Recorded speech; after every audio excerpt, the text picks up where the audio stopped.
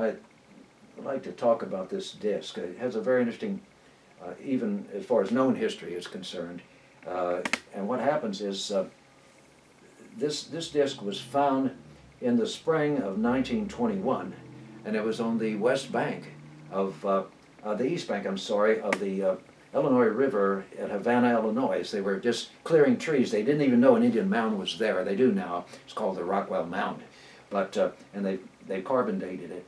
But they didn't know at the time, and they found this strange disc, which of course was quite puzzling. Nobody heard of flying saucers back then, or flying disc.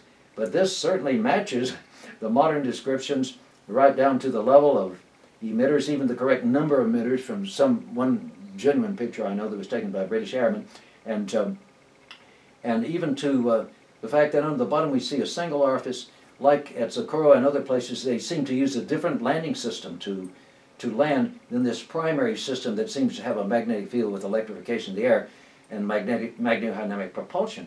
So here we have, well, how old is it? Well, the truth of the matter is, by the way, this is magnetic. It's not highly magnetic, but it's appreciably magnetic.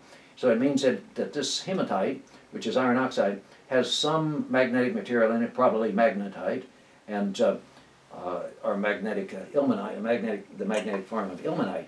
And it's interesting that this mound has been dated. We now know that this was at least 1,800 years old.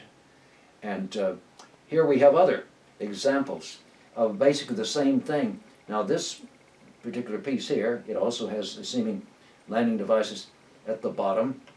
This one and this one were found further west from there in the westmost county of central Illinois.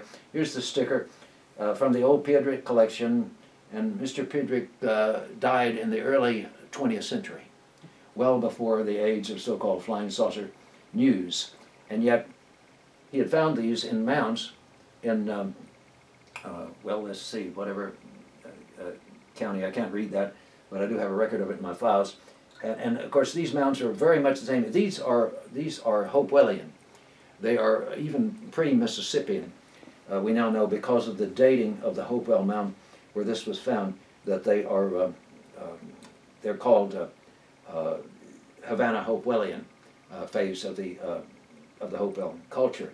It's interesting, though, that these appear from the dating to be the earliest forms of disc that are found anywhere. As you come forward in time, they seem to abandon the, probably in their minds, magical effigy of something that they saw in the sky and maybe had intellectual contact with it. And they changed it as the Mayans used planetary motion to replicate in a game. They made a game that, when the white man came, was called Chunky years later.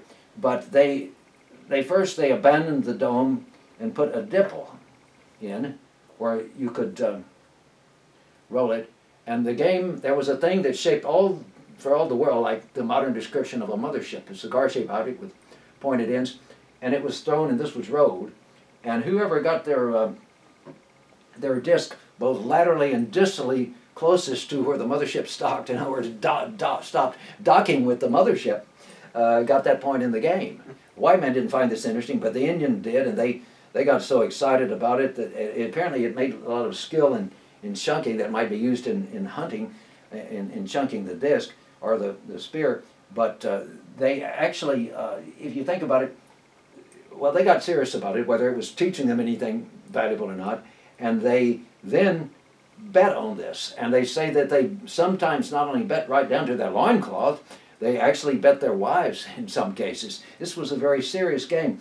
But as the years went by, from 2000 to 1800 years ago, they became more and more less like UFOs and more practical for rolling. Here's one from Tennessee that was found in a small Indian grave years ago. And you see they get more and more round-edged, and then we get to actually over here across the way behind, we see the ones that were more like they made during the time that the white man had come. And all of these are from major old collections. They're not something that somebody's come up and faked in modern times. They're well documented and go far back in time. But we get triangle, rather cone-shaped objects that look like some of the descriptions of UFOs. We get even here, if you can get into that from here with the camera, here's one with the ladders going up to the central point on it, which would be the place where you want to enter because the magnetic field will be virtually have no strength there, right there where the magnetic field curves in this way. And so if you needed to have a little bit of field to keep it suspended with magnetic flow, you would use ladders going to the central point, I would think. But anyway, that's certainly coming from a culture that was not a Kiva culture where they had underground rooms.